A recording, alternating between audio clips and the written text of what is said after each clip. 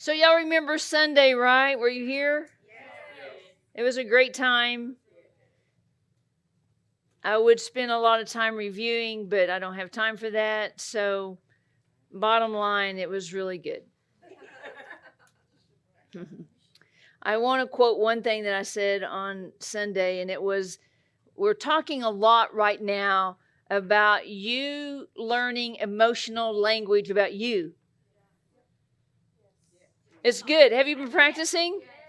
I've been practicing. It's fun, isn't it?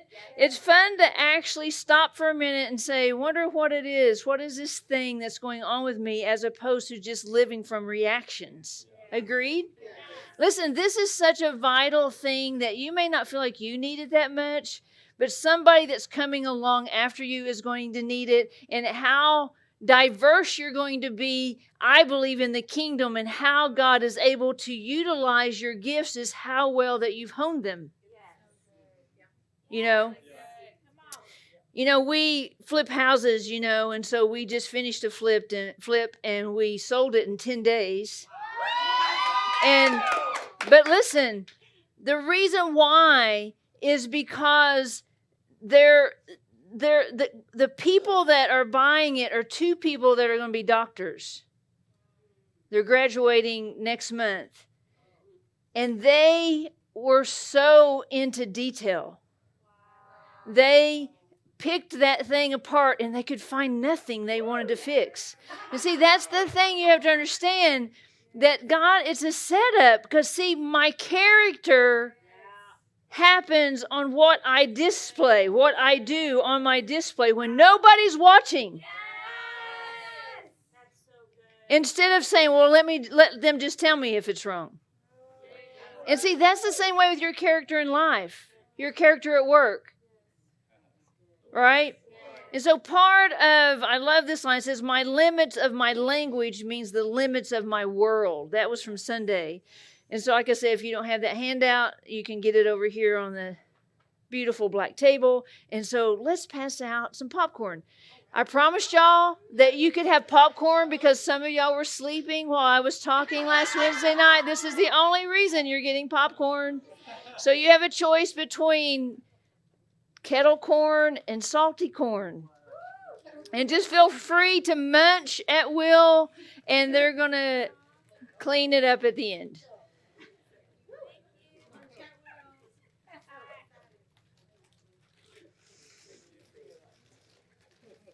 Look at that. Salty islands, not salty islands. Come on, the non-salty people, we have to unite. Now get them all open so you're not making so much noise. I'm kidding. You can crunch and munch.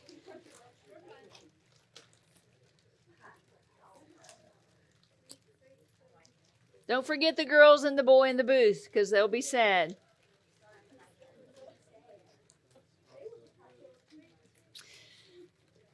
Okay, I am going to be dissecting a whole lot of emotions along the way, okay? But I'm still kind of doing a preliminary identification, which I just love to do. I like to invite you into what you're going to learn. And I love this. I have a couple of slides, and I love this first slide. It just cracked me up. And I can't remember who said it, but it says, you are afraid of surrender because you don't want to lose control. But you never really had control. You just had anxiety.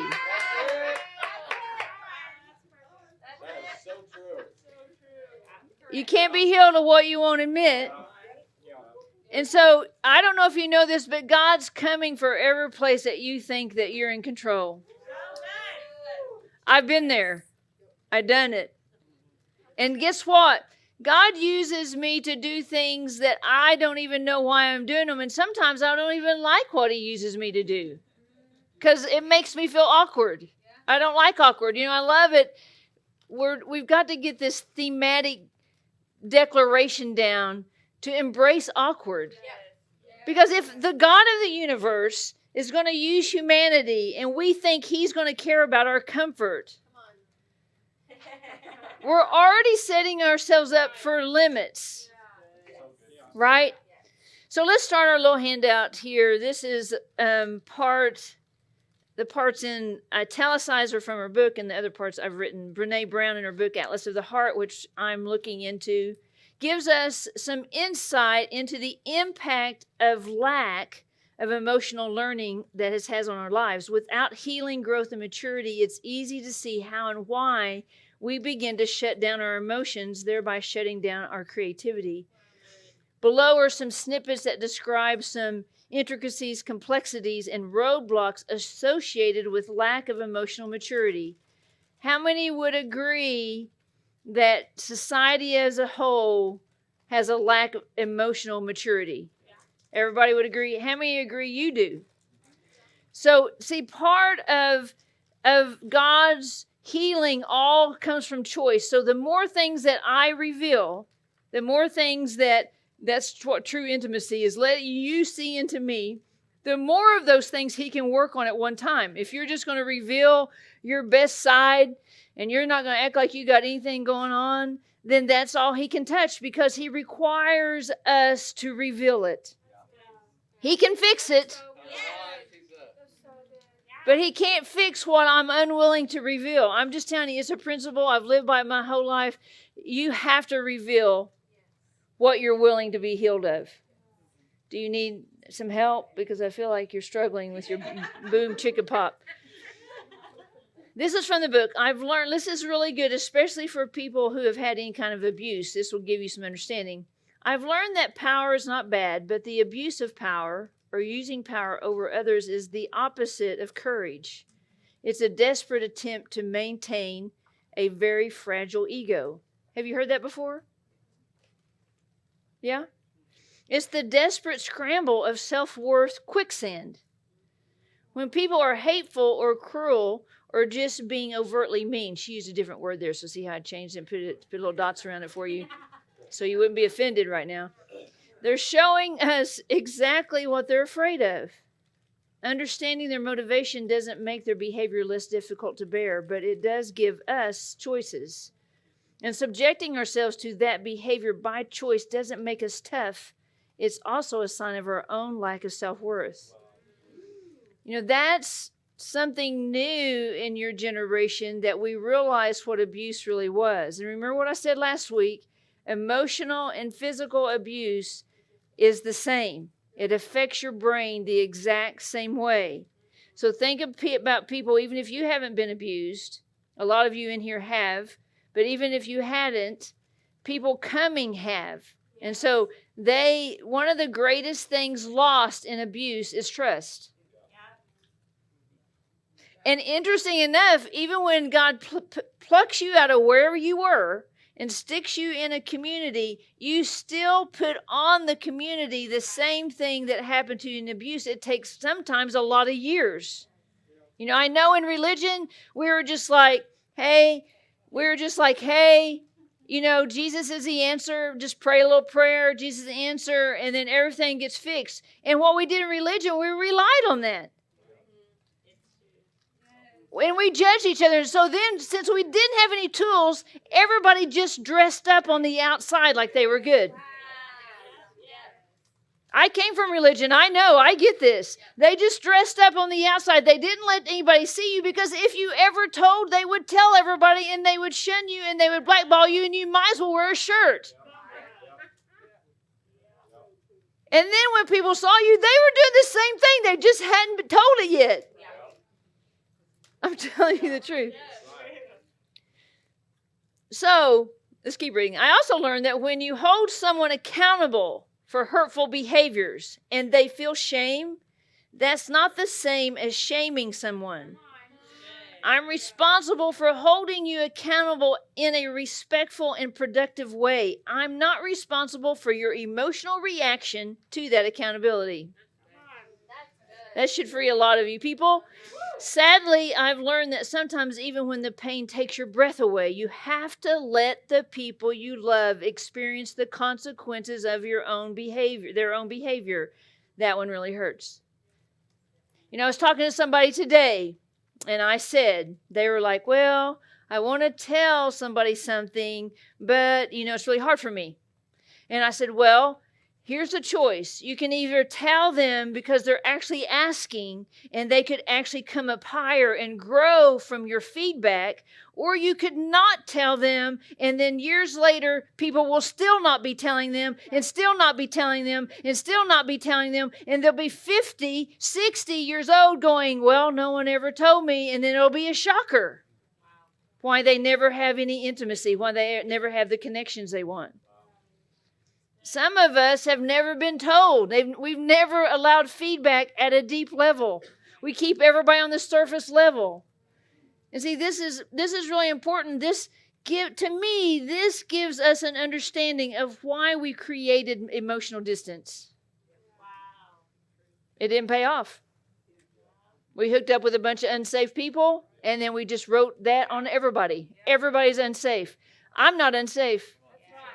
You need to learn to say that about you. I am not unsafe.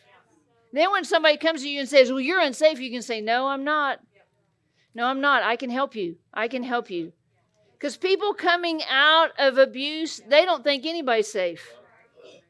And you'll have to prove yourself. Remember what we're talking about right now? Stewarding someone else's story. Are you willing to prove yourself? People will do almost anything to not feel pain, including causing pain and abusing power. Bam. Very few people can handle being held accountable without rationalizing, blaming, or shutting down. Have you experienced that? Just try to tell them a little something, just a little tiny something. And this is what they do. Will you?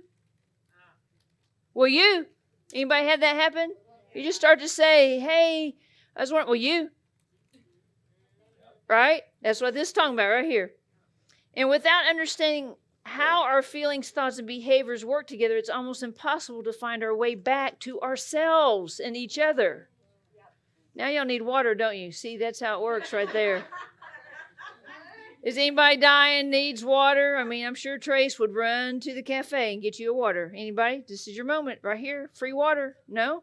1, 2. Anybody? Oh, here we go. Now we got some free water people.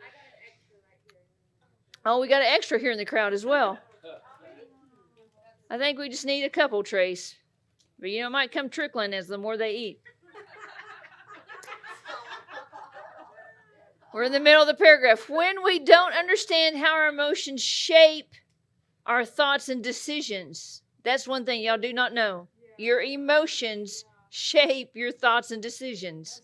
If you just don't hear anything I say tonight, remember that one thing. We become disembodied from our own experiences and disconnected from each other. Don't you hate anybody hate disconnection as much as me? I hate it.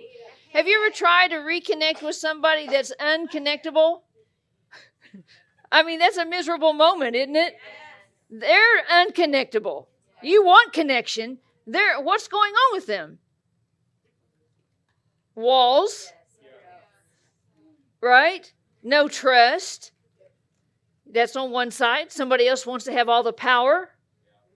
Have you met those people? I love Pam's older sister. She used to be like, hey, let's play queen for the day. So they would wait on her older sister. You know where this is going. Hand and foot massages, all kinds of doing things. And then the next day, Pam would come hop in there and say, it's my turn to be queen for the day. She said, I don't feel like playing that today.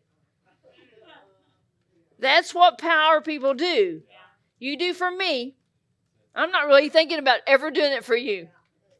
And see, we've got to be discerning like who we're working with. We act like we can be close to people who are like that, and it's impossible. And you end up being disappointed, and you write on everybody that that's who everybody is, and it's just not. You're welcome. Imagine if you had a shooting pain in your left shoulder that was so severe it actually took your breath away. The pain kept you from working, sleeping, and fully engaging in your life. When you finally arrive at the doctor's office, she asks, what's going on?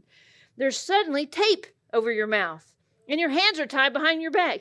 You try yelling through the tape and freeing your hands so you can point to your shoulder, but there's no use, so you're just there. Inches and minutes from help and possible relief, but you can't communicate or explain the pain. I would imagine in that situation, most of us would either fall to the floor in despair or fling ourselves around the room in uncontrollable rage. This is not that different from what can happen to us when we are unable to articulate our emotions. We feel hopeless or we feel a destructive level of anger. Think about how much could be solved just by actually learning how you feel about stuff, learning what emotion you're experiencing. That's really what we're going to explore. Remember on Sunday I was talking about how she said that she worked for this restaurant. And she was saying that when she was overwhelmed, she would go in and she'd say, hey, I'm in the weeds. Remember I said that? And then what was the other word I told you? Yeah, and I couldn't think of the other word. But the other word was after she'd been in the weeds for a while and it hadn't relented, she was then blown.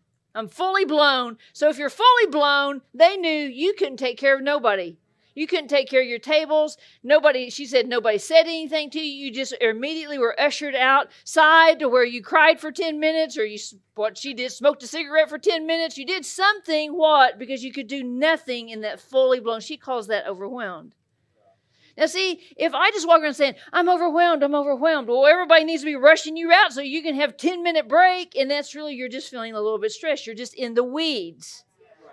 And see, Cece and I have been practicing this week. I'll be like, oh, I think you're in the weeds. Oh, I think you're in the weeds. I think you're in the weeds. And she'll be like, I think I am in the weeds. And so she will begin to look for why she's in the weeds. Yeah. Now, we haven't done this all the time. Now, I know Lynn gets in the weeds a lot too. And so Lynn will be telling me, she don't say this, but something will happen. And for Lynn, it's just like, boom, it just comes in. And now I have this language. You're in the weeds. You're actually thinking things that are going to lead you down a road. And I love how Brene says it. When you begin to put language on that feeling that's not true, it actually causes you to go into more of an experience of your language. So in other words, if I'm just a little bit stressed, I'm just a little bit in the weeds, and I say, oh my gosh, I'm overwhelmed, I can't live, I can't make it, it actually pulls you into more of the feelings of that you're overwhelmed and you can't make it. She even said that the same thing happens in your brain when you feel excited and you feel anxiety. So your brain can't tell the difference. She was saying that her daughter keeps trying to tell her when she feels anxiety. She goes, well, are you excited? Are you sure you're not excited? She says it doesn't really translate that way that easy, but she said if we could just learn to have different language instead of going full blown into horribleness, we could just say, hey, I'm in the weeds. Why don't y'all try it this week with each other? Anybody ever get in the weeds? Anybody ever get stressed out and have what we used to call a stacker? Remember the stacker? The stacker is the same thing as in the weeds. Well, I've been talking about that for 10 years. It's the same thing as being in the weeds. If you don't understand how to navigate that, the weeds turn into more. And pretty soon, you're so overwhelmed, right? Now, before we read this little next part, I had to write this little thing. When emotions have lived in a repressed state, or the opposite, an overexpressed state. Do you even know which ones you have? Guess what? You have both going on all the time inside you. Okay? It's not an introvert, extrovert thing. I don't have time to teach you on personalities. Most of y'all know about personalities in here. It's not along personality lines. Okay? It's about your life's experiences. So it says, I said it can feel daunting to either reawaken our emotions or put a saddle on them, right? Yes. That's what's going on. How many feel like you're reawakening or awakening some emotions, right? That's weird, isn't it? They're clumsy. Have you noticed how clumsy they are? Anybody knows how clumsy they are? In fact, when you do it clumsily, what do you feel like doing? Shutting those babies right back down. Get that light switch turned right back off, right? How many know they have had no problem expressing their emotions and now you're learning to put a saddle on them? Great, my 4 extrovert friends. So see, at the end of the day, we're all exercising something, right? We're all exercising a muscle that the Holy Spirit would call self-control, right?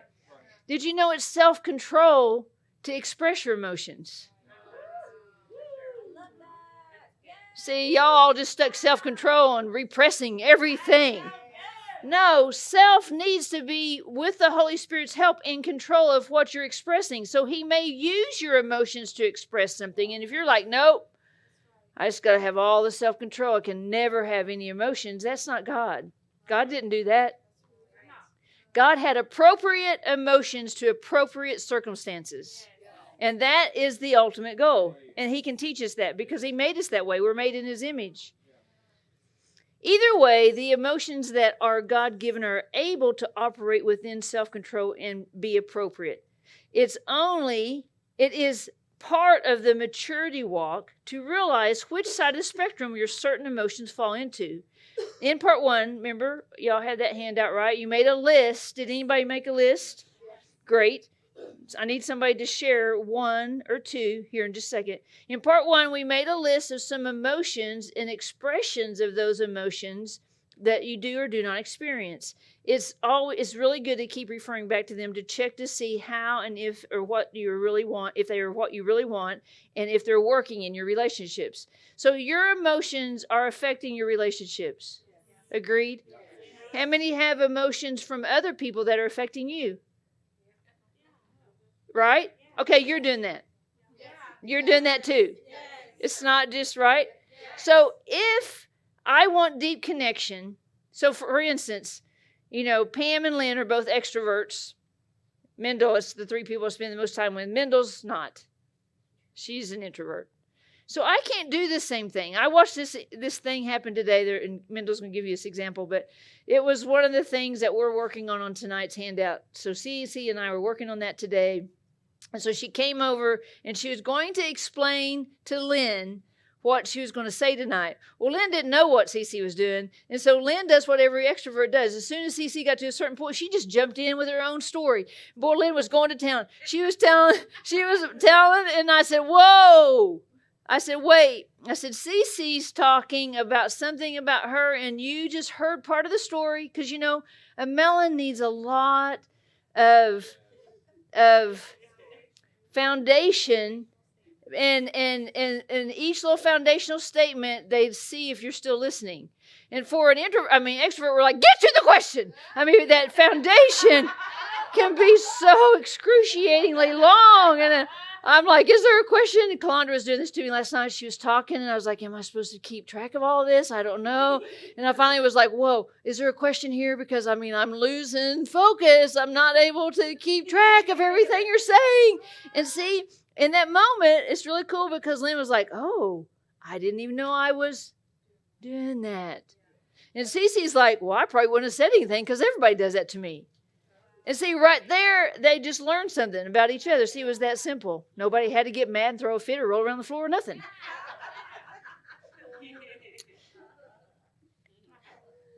We often can decide a way we want to operate, but it doesn't always work with people. So that, I love the way you can look at that is, I think COVID was a great example.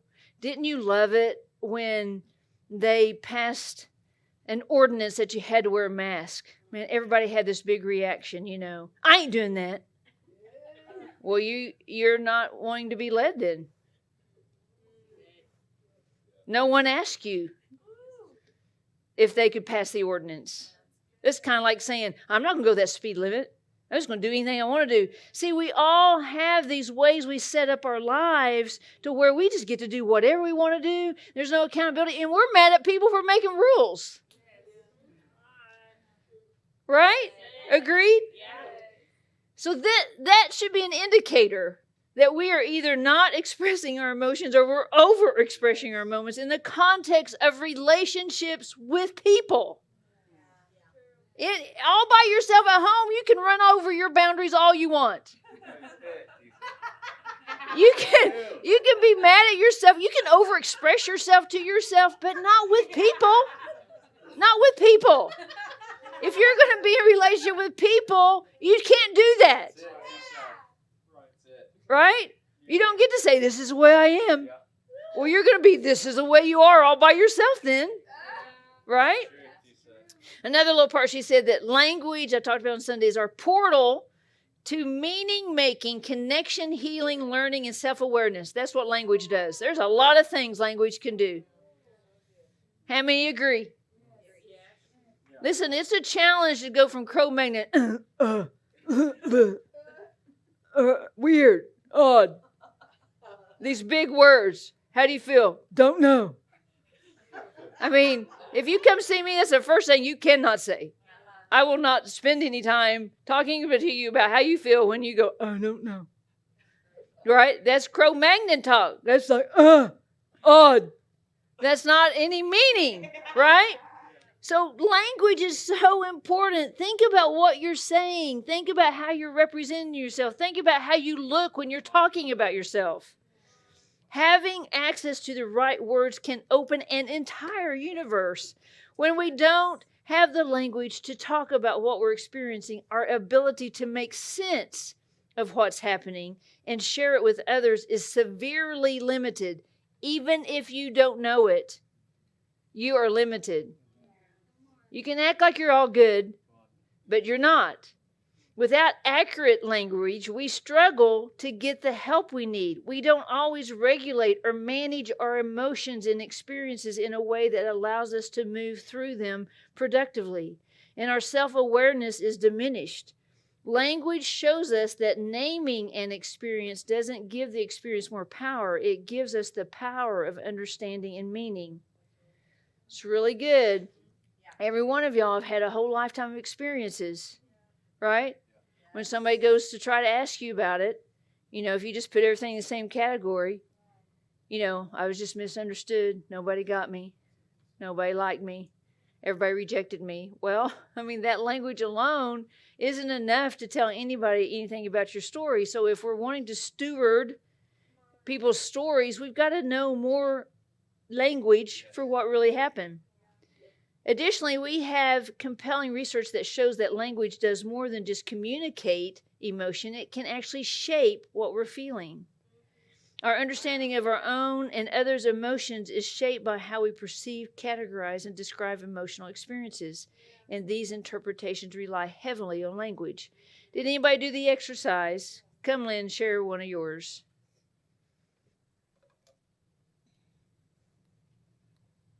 Look, she's got her little pad. Lynn's done hers 4 times, and her pad keeps losing it. And so she was able to express an emotion about that earlier. This morning she woke up and she's like, I wonder how I express anger.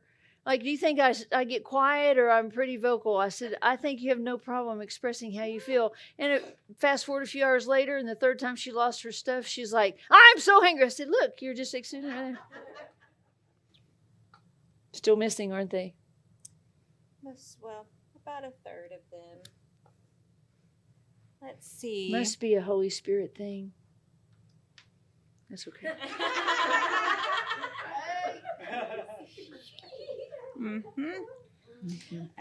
Okay, so I did overwhelmed as one of them. And how I feel about this emotion is I said that it feels immature. Are you fully blown? Well, sometimes. Yeah. So hold on. Okay. I said that it feels immature, and I feel like I can learn to not do it because I should be able to. So I can tend to get a little hard on myself because I want to do it better. Instead, I find myself overwhelmed. Okay. So then I will get frustrated with myself. And so how do I express it?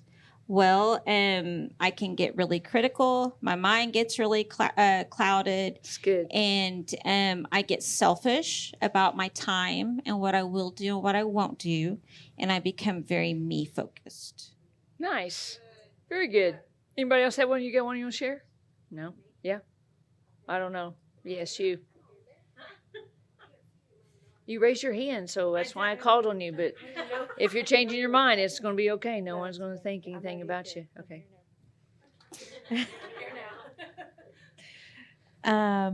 So one of mine was irritation. is an emotion that I had. And how I feel about it is I feel justified for being irritated at first. And then I feel kind of guilty and disappointed in myself for being irritated. And then the way I express my irritation is usually being passive aggressive toward other people. Very good. Very good. Look at all that language. Anybody else have one they want to share real quick? No? No. Yes? No? No. Okay. Just keep going. So you're going to use these later, so don't throw them away. Did everybody do it? Yes. Okay, I didn't even look around because, I didn't want to judge you for not doing it. Okay. Am I on language speeds? Is that where I'm at? Yes.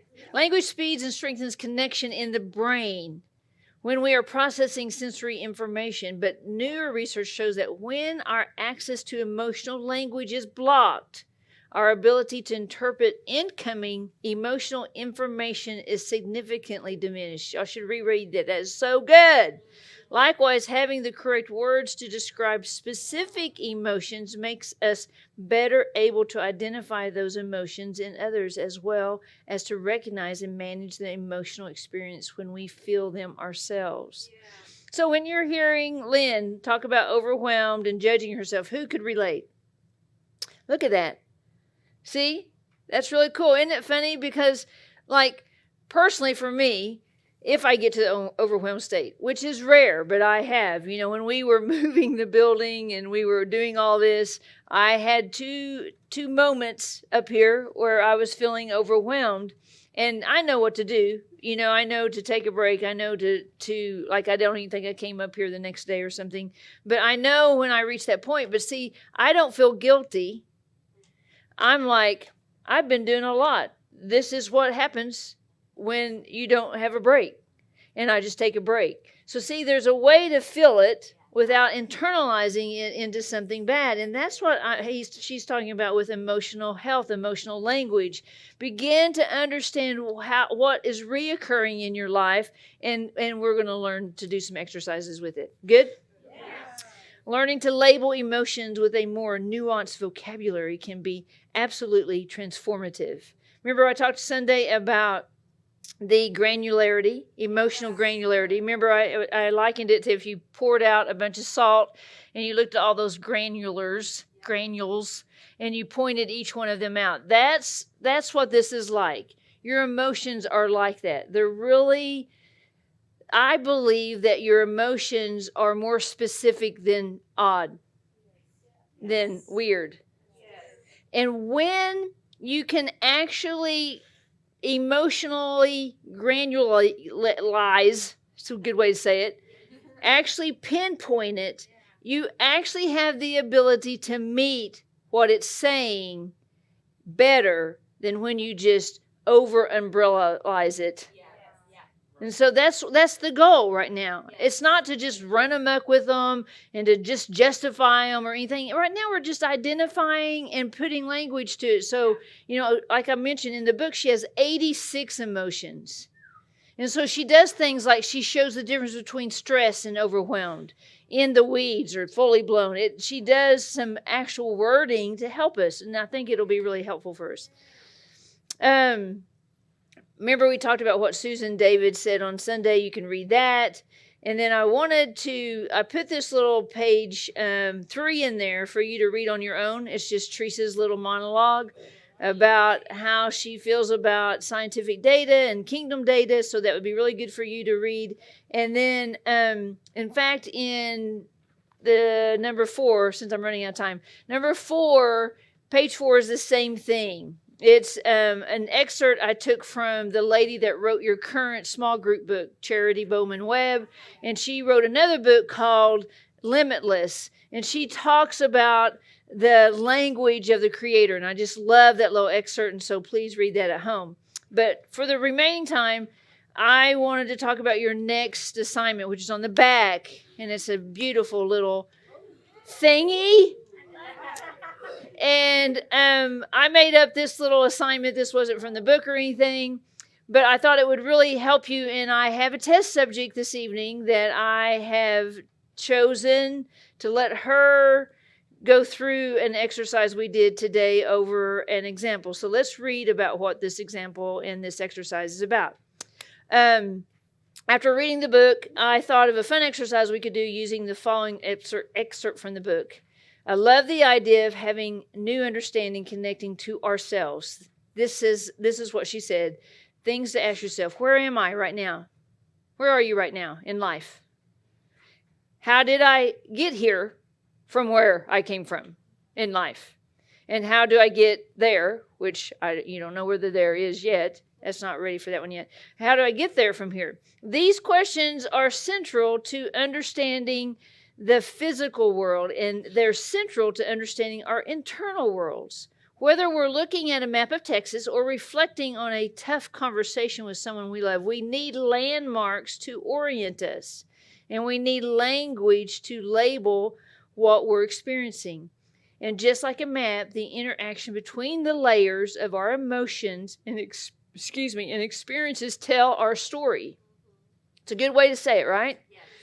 But rather than elevation and roads, water, human emotions and experiences are layers of, remember, these are the things that she mentioned I read on Sunday: biology, biography, behavior, and backstory. Now, on the back of your page, those are the 4 circles, okay? And so in those four circles, you're going to take and remember an experience that you had, an actual thing that already happened. Yeah. This is the exercise. Are you ready? Yeah. So you're going to actually remember an experience that you had, maybe a recent one or one further back, and you're going to go through these questions right here. Understand how they show up in your physical body, your biology, and why. Get curious about how, number 2, our families and communities shaped your beliefs. Does everybody feel like they can do that? Yes. Okay. About the connection between your feelings, thoughts, and behavior. That's your biography. Examine your go-to behaviors. And number 4, recognize the context of what you're feeling. What brought this on? Your backstory. So often when we feel lost, adrift in our lives, our first instinct is to look out into the distance to find the nearest shore. Outside ourselves is what she's talking about. But that shore, that solid ground, it's inside you. That's why Jesus lives in you. Inside you's the shore. Okay? The anchor we're searching for is connection, and it's internal. And see, that's the beautiful part about what the plan of Jesus did. You know, she may not be using Jesus as this, but that's really what she's looking for. She's looking for a solid anchor within her own soul. And we all know around here that's Jesus, right? But I have to be able myself to connect to that truth. She says to form meaningful connections with others, we must first connect with ourselves. But to do either, we must first establish a common understanding of the language of emotion and human experience. Remember, we love others like we love ourselves. Like I talked about on Sunday, if you are looking outside to get accountability or get structure, then it's never going to work, because there has to be a heart connection inside, all right? So I asked Cece to come, and we had a cool little experience that happened today. We have experiences like this all the time. And so I wanted to kind of set it up. So, you know, as pastors, we years ago, before I knew any of y'all, we hired a company that helps us with pastor stuff.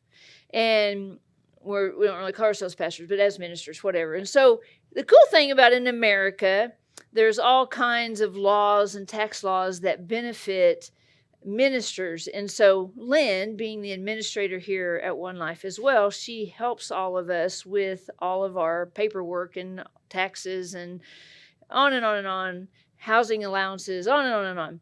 So one of the things that she, of course, you know what time of year it is? It's tax time. So I made a little slide. So today's example was that her and Lenny, Christy and Lenny, were texting about some tax information. And so through the texting, then it felt different to the melon. And after we talked to Lenny, Lenny was in a hurry.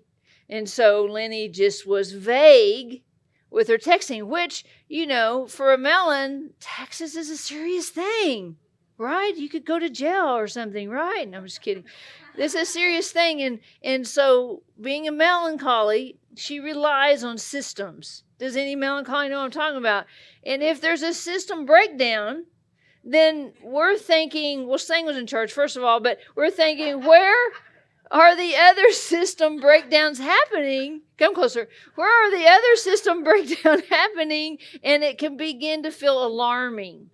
And so, take it from there? Yep. Okay.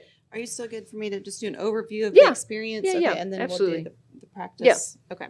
Okay, so we'll tell you how the experience went down and how it progressed, and then show you how it works in the exercise, how you do that, this example in the exercise. So as she said, I woke up this morning and I had a text from somebody and it was kind of confusing, and that, left me feeling a certain way. That was on a totally different topic. And then I texted Lenny about a question about the deadline for the stuff we were working on with taxes, and she answered back with one word. And I was like, and I was trying to clear up a previous confusion. So this was my clarification attempt, and I just got one word. So then that was on top of the previous confusing communication. And as we'll discuss in a minute, It wasn't me. It wasn't me. It wasn't with Tisa. It wasn't this me. time. Yeah. So I, was doing some stuff around my room this morning, but I was noticing that I was feeling more and more anxious. And and then Tisa and I ended up talking on the phone. And so she asked how I was doing. And I was like, well, I'm kind of feeling frustrated. And because I know now I'm about to get in the weeds because these feelings are stacking up, And so she was asking me what happened. And I told her about this texting experience. And so she's like, well, why does that make you feel frustrated? And I said, well, I think this is that thing where I rely heavily on systems. She had just said it. And so if it looks like there's a breakdown in the system, then I start thinking, well, what else got missed when my guard was down? Because I was trusting in that system, And so I'm still trying to find the emotional feeling in there, for myself. And I finally said, well, I think it makes me feel unsafe. And so then, of course, her normal at that point would be to go down the road of, well, what's not safe about it? In fact, I used to use the word dangerous at this point. Well, it feels dangerous, so she's like, well, where's the fire and what bodily harm is going to come to you? What could possibly be dangerous about this? And so we had to talk about it for a while, and she was basically unable to speak to the thing that I was feeling because of the terminology I was using. So we kind of were recognizing, because we're on this subject, that unsafe must not be quite right. And I can't remember how it all played out, but basically we got around to me saying that I don't actually think that it's a lack of safety. I think I would say it's more that I feel like I can't rest. Okay, so it's a sense of unrest. Yeah, I would say that for a long time, because she's come from a lot of abuse, that she would always use the word safe. It's kind of like an extrovert saying odd or weird. Unsafe just went on everything. Everything got stamped unsafe. And I'm like, well, how's that? And I'm trying to figure out. But then for a while now, before this exercise, before this book, we've been unpacking what if it's really unsafe, I think, anyway. And so then that's already helped her to begin to think, well, why do I just use that word? And I think she just used that word because it was a word that would work to cause someone to sort of stop. But it wasn't a word that would be helpful to actually solve the problem if we wanted to get out of the weeds. It doesn't solve it because I can speak to something that's unsafe, but that never did satisfy it. And so that's what began to help unfold it. Yeah, and just to take that down the road a little bit further, what used to happen is basically Tisa or somebody else would say, well, that doesn't make any sense. There's nothing unsafe about this. And so then I would say, well, I knew I shouldn't feel that way. You don't understand. And I would just stamp that on there. Well, I shouldn't feel that way. I'm wrong for feeling that way, which is like a whole childhood theme that I'm trying to break out of, which would then make me just shut it down, right? Shut that feeling down, which then the next time would make me not want to say anything because I know I shouldn't feel this way. Yep. And then the next thing would come up that I shouldn't feel that way about, and the next thing, and then there's a stacker, and I'm in the weeds, and I haven't said anything to anybody because I don't think I should feel that way. So the simple, if you see the pattern there, the simple use of the wrong word was actually reinforcing a whole dynamic that was keeping me locked up and keeping me from being in peace and operate in my sweet spot and all that. Very good. So it was a really cool connection today to see what a difference that using the correct terminology and really pressing in to find a better word unlocked a major dynamic that has taken place for over 40 years in my life. I mean, it's huge, huge, huge. And between the two of us, like we would go around and around like this because she would start trying to speak to what was, how it's actually, there's nothing unsafe about this. And so then I would say, well, you don't understand me. And then that would just bring up a whole thing that, well, you don't understand what I'm saying, so you can't help me if you can't understand. And then, that doesn't go anywhere good. It just leads to more frustration and more shut down and all of that. So it's really, really a huge thing just by finding a more fitting word to describe what I was feeling. So when I identified that, well, okay, it's probably not so much safety because you're right. There's nothing really dangerous about, whether or not there's $10 that's not claimed on my taxes or something, it's not really going to be that critical. So then I realized, well, I think it makes me feel unrested. Like I can't rest because I need to be on guard because maybe it makes me feel like I can't trust Lenny. Okay, maybe I can't trust the person that I've asked to help me, and I've put this stuff in their hands to help me. Well, maybe I can't trust them, so maybe I should be watching that myself, and that's why I can't rest. But the further along we went, it started to come to my mind that, wait a minute, I didn't say that I needed to put my trust in Lenny. I said I was putting my trust in God to manage this stuff for me. Because I used to do all this stuff myself. I was on Independent Island. I managed it all myself. I would just take care of it all. I didn't do that. And I didn't do life in the way where I leaned on other people so much. And I was very, very over-responsible in that way. And so I'm actually trying to practice leaning on other people and trusting other people to help me with my stuff. So what changed for me and made me start to do that was because I started learning that God said he wanted to take care of me. He wanted to provide for me. He was my protector. He was the one that made me safe. And so it's really God who I'm trusting in, and God delegated the job to Lenny because she's in that position. Right. Long before I came along, she was already in that position.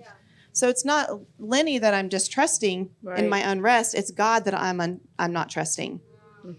And so then I went from saying, well, I feel unsafe. I went from saying I'm frustrated and I'm unsafe to saying I can't rest because I can't trust and I'm not trusting God right now. Yep. But just within myself, once I identified that that was the issue, I was like, oh, yeah, I forgot for a moment.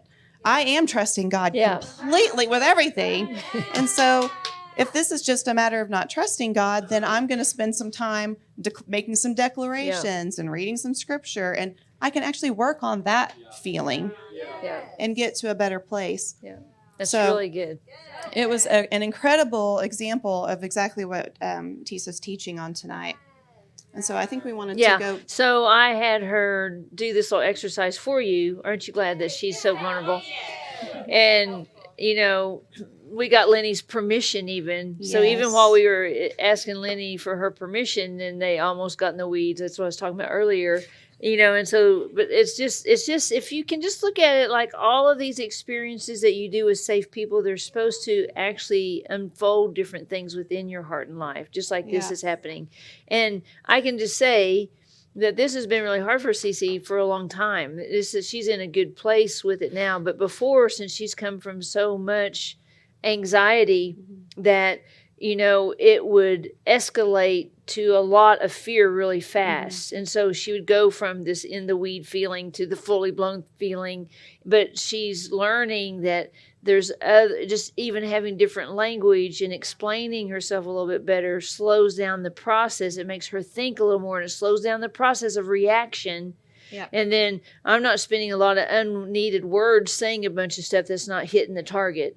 And I think everybody can say that's happened for them, because, you just say weird. And so then this other person's like, oh, how can I figure that out for you? And, for extroverts, we're like, okay, we can figure it out. And we just start asking questions and, and it just, for an introvert, it gets further and further away from truth. Right, introverts? So we went through, and on this first one, on the biology, this is what she came up with. Yeah, so in our experience, what am I feeling physically?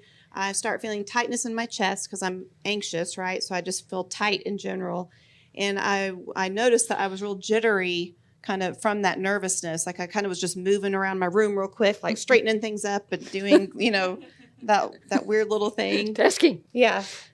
And I get really, I was feeling really pressured, like I've got to hurry. So I was literally moving, quicker than I would normally we're in my room in the morning. And so that was what I noticed in my body. And so then we got to talking about how that, I know a lot about her history. And so I already knew all these answers for her, but it was really good for her to just process them out loud. Mm-hmm. And so this is what has happened from your family dynamics that cause you to work with your emotions and things and feelings this way. Yeah, I liked the way that it was worded in that worksheet about the culture, our biography. What culture did you grow up in? Yeah. And how did you see it affecting your experience? And so I recognized that the way I grew up, because God wasn't involved in how I was raised, that all the pressure was on me to make sure things were managed well and I had good outcomes. So that was my belief system growing up, was that all the pressure was on me. So I had to manage it because nobody else was going to manage it. And if I wanted to have good outcomes, then it was up to me to do it.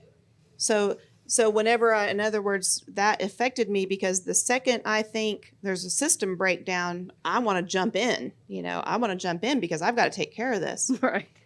And then another statement that I've actually been told, even as an adult, was like, well, you have to look out for number one, look out for myself. So that was a message I was told, don't trust other people because they don't actually have your best interest. You better look out for number one.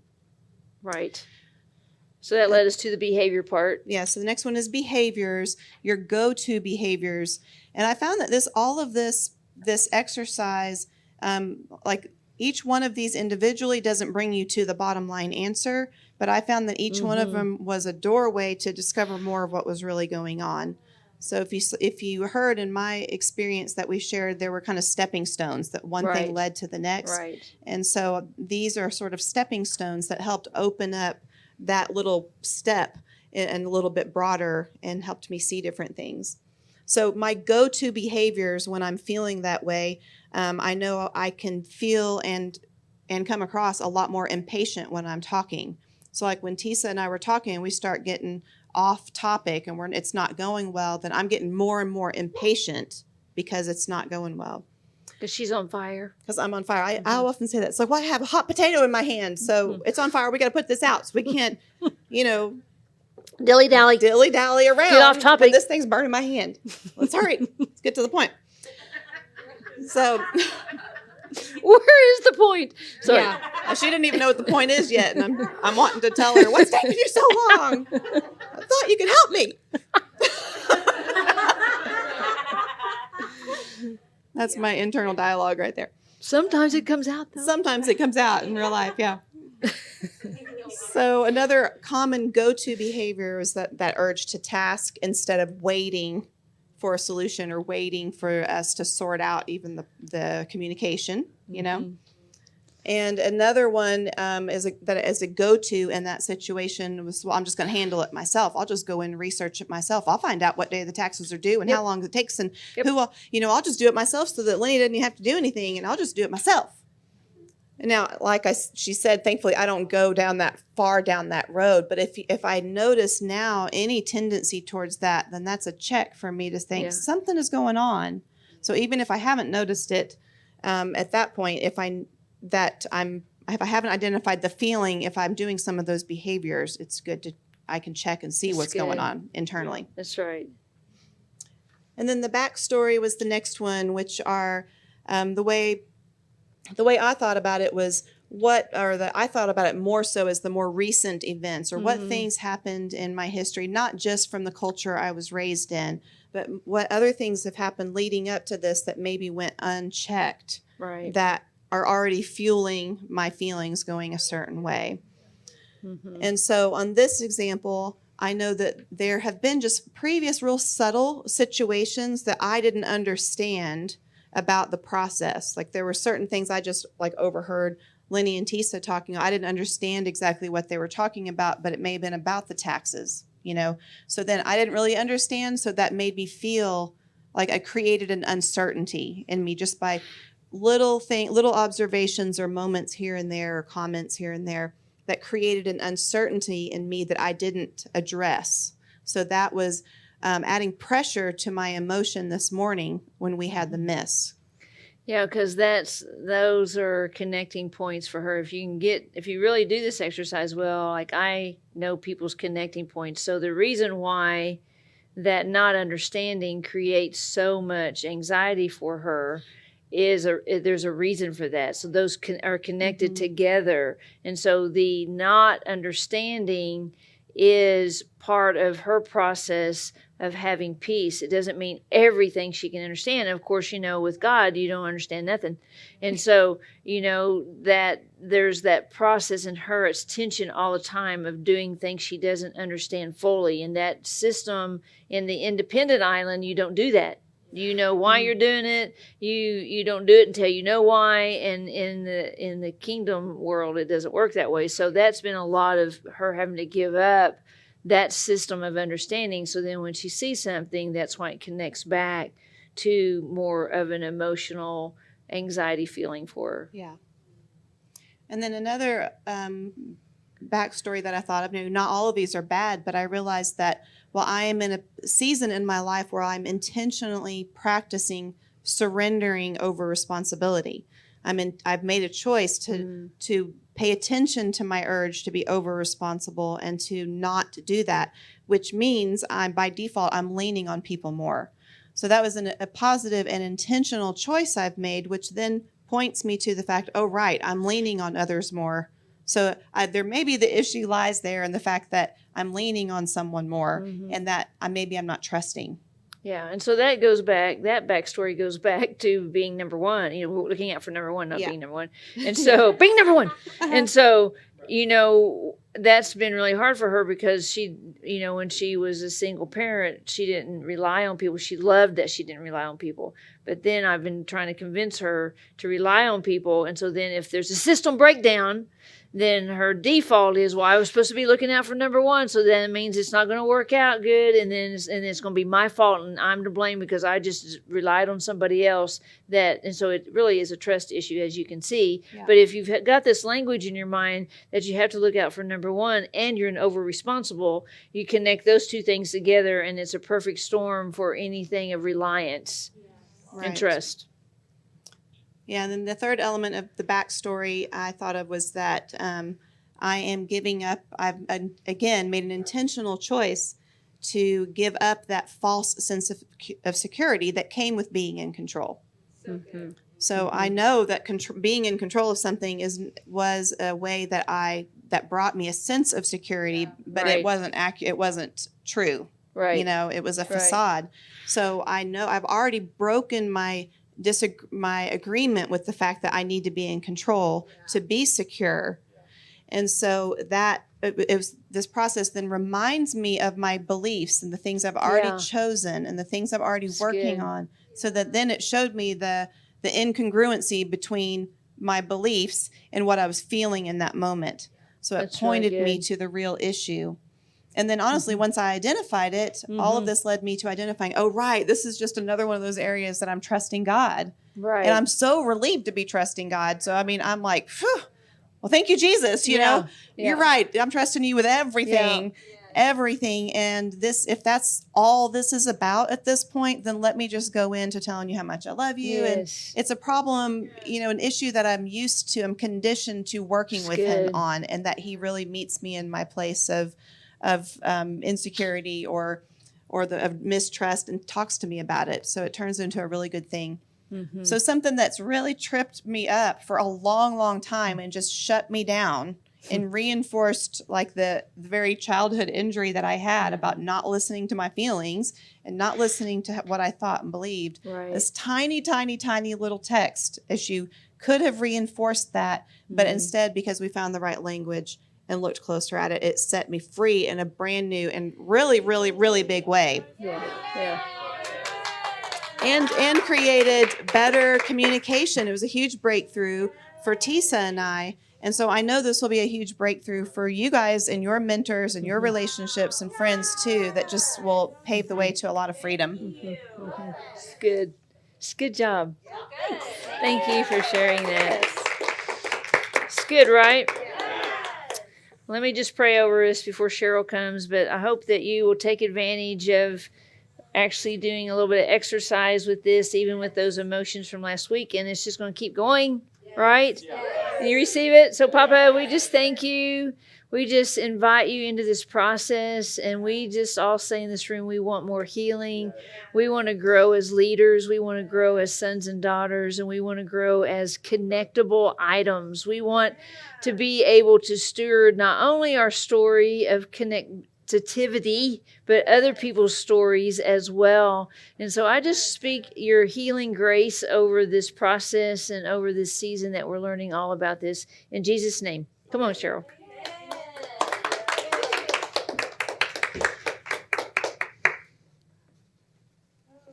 Feeling so grateful for this teaching. And so I think part of how even we're learning to steward other people's stories in this process is through our investment in the tribe. And so I think investing looks like, one of the ways looks like participating with what we're doing right now. It looks like doing the process, not only for our own selves, but like she's saying, so we have resources for people who are coming. And so it looks like investing your time to sort it out, to address when those things come up. And so I think, our offering is, and our giving's part of what keeps this going.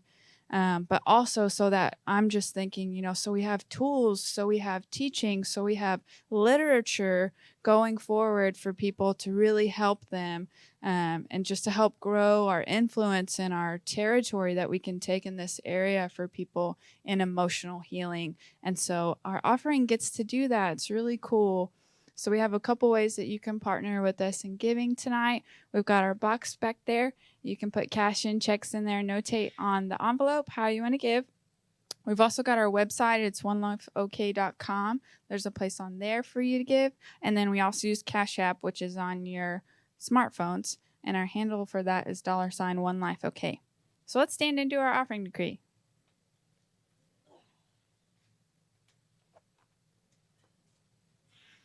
Papa, all abundance is in your hands. I say my heart is filled with gratitude today for all that you provide while I seek first the kingdom in my life. I say today that I will steward well what you put into my hands this year. I will seek wisdom for the abundance you are pouring out into my hands this year. This is the year of expansion and growth. So I speak to the north, south, east, and west and say, release what is the king's. Release what is meant for the kingdom. Release what is meant for growth. Release, release, release. I speak for the resources to be unlocked. I speak to any blockage to be unlocked. I speak to any finances that are imprisoned to be unlocked. Unlock, unlock, unlock. I speak to creativity to be unhindered. I speak the favor of God and man over my life this year. I will use my creativity to expand. Creativity, arise, arise, arise. Papa, I say, make way for the King this year in my life and the life of my tribe through your abundance. There's more with you in 22. Yeah, so we just say we're so grateful, Dad, for this journey that we're on with you. I just bless it, and I bless all the ways that we partner with you. In Jesus' name, amen.